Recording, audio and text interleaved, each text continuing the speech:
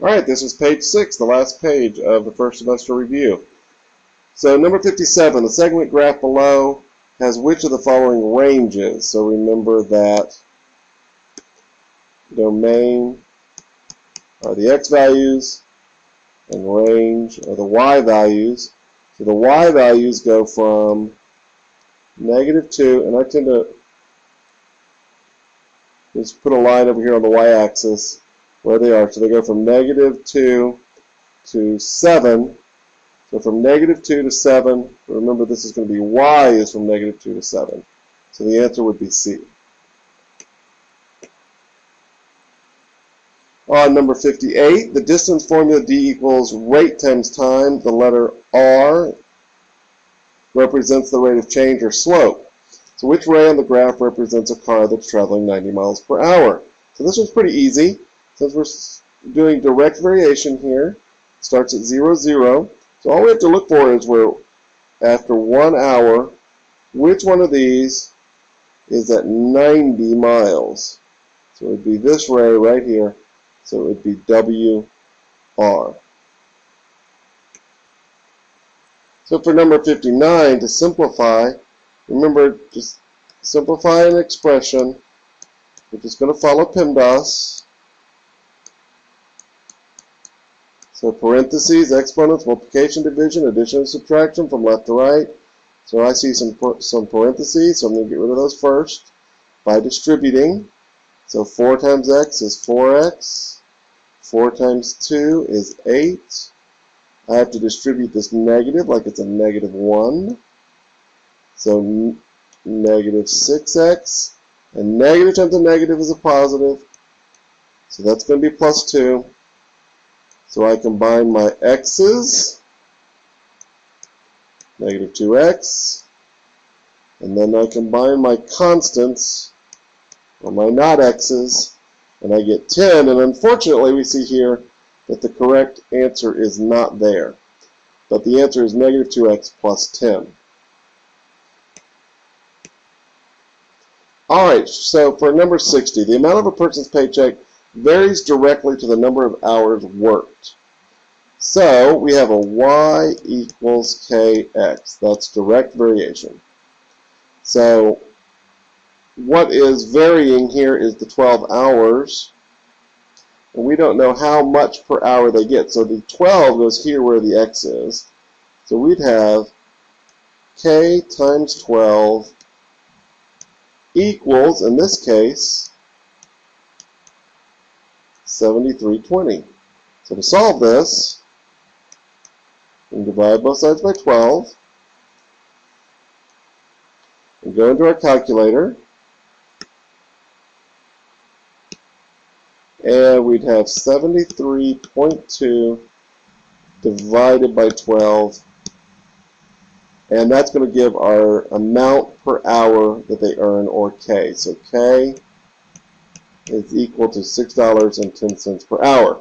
So now that we know that, we can find any Y if we know X. So 610 times X. So it asks here if we work 20 hours, how much money would we make? So that's easy enough. 610 times 20, and that's $122.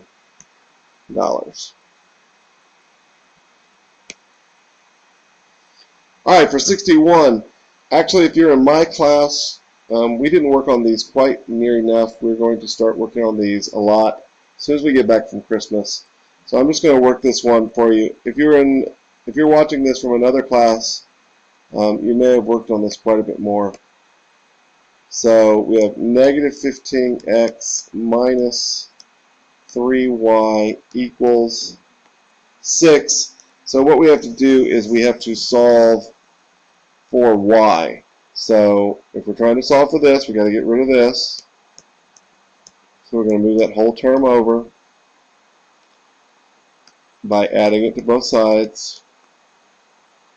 And then we divide both sides. If you want to, you can write this down again. I sometimes don't do that. Then we divide both sides by what's in front of y, divide both sides by -3. And y equals 6 divided by -3 is -2. And you can use your calculator for that, don't be afraid. Plus 15 divided by -3 is -5x. And these, of course, are written in the way we're used to seeing it, so we just turn it around. Y equals -5x plus -2, or -2. So it would be y equals -5x minus 2.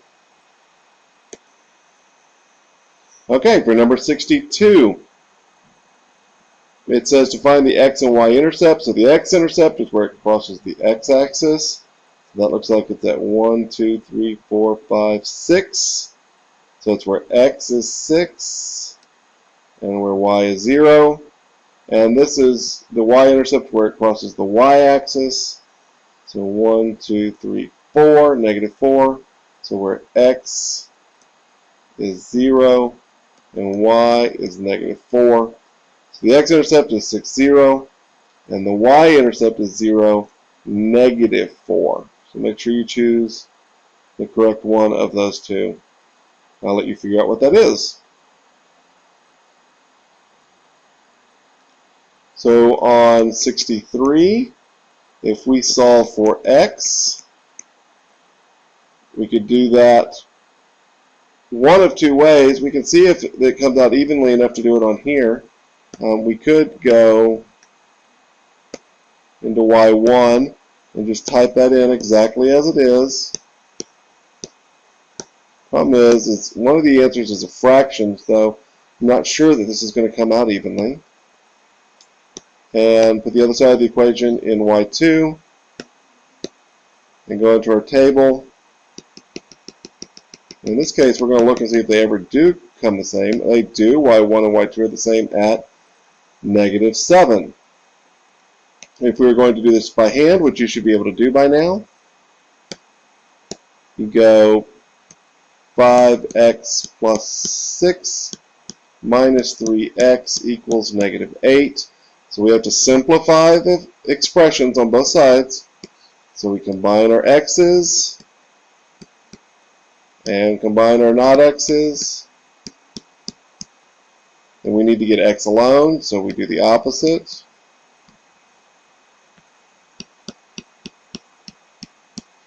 Divide both sides by 2. And x is still equal to -7. Alright, so on 64, we're going to need to solve this so that we can graph it. Remember, all these inequalities, we need to solve for x. We can do these in the calculator, but you really need to do them by hand because of the one rule that changes. I will point out how to do it in the calculator, though. So we need to just solve for x, so the opposite of +9 is -9.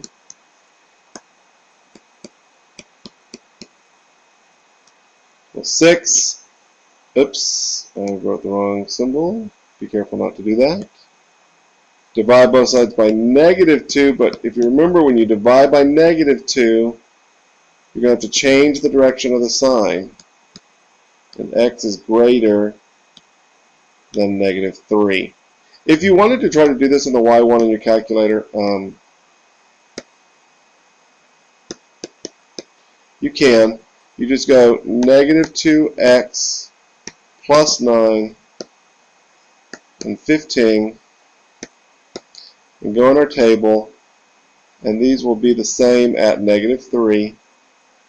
The only thing you have to watch is if the x's are negative, you're going to have to change the direction of the sign, because if you're doing it by hand, you'd have to flip the direction of the sign. So that's the only thing you have to watch out for if you're trying to do this in the calculator. Okay, so then we graph it, so x is greater than -3, so I'm just going to say -3 is here. It doesn't tell me where -3 is, so I'm just going to put it wherever I want. Let me write this over here. X is greater than -3. And since there's no line underneath it, it's going to be an open circle. If there was a line underneath it, it would be a closed circle. And x is bigger It's on the bigger end of the symbol, so x is bigger than -3, so our arrow is going to go that way. All right, last couple. So graph y equals -4x minus 1. So again, y equals mx plus b. B is the y-intercept, so we start at -1. Remember, we only need 2 points for a line, so we'd go slope is up 1 over 4, up 1 over 1, 2, 3, 4. And that's all you really need. Y is less than, so there's no line under here, so this is going to be a dotted line, or a dashed line, however you want to think about this. And y is less than, so I put my pencil on the line. This is how I do it. If you're in a different class, your teacher may show you something different. But I go y, I put my pencil on the line, and I know that on the y-axis, it's less than the line. So I shade below. I know this video is getting kind of long, but if you are going to do this in the calculator, you have to shade it by hand, but if you're going to draw the line this way by putting this in the calculator, let me just remind you, 1/4 x minus 1. Don't just do the graph. Actually, go into the table and find a couple of points and graph those, just 2 points. So graph 0, 1, excuse me, 0, -1, and then let's find another one that comes out even, 4, 0, and graph those 2 points, then draw your line so that your line's in the right place. Because if you try to just do it from the graph, it's going to get kind of sloppy. Okay? So last one. So which is not an example of function notation? So function notation is normally when we say that this expression is a function of, or something that we do to x. Normally we use f because it's function, but if there's more than one, we can use other letters instead, but it would still be in that shape. So g of x is something done to x. H of x is something done to x. This is not in function notation because we have y there and not something done to the variable equals. So C would be one that is not in function notation. All right, good luck on your exam.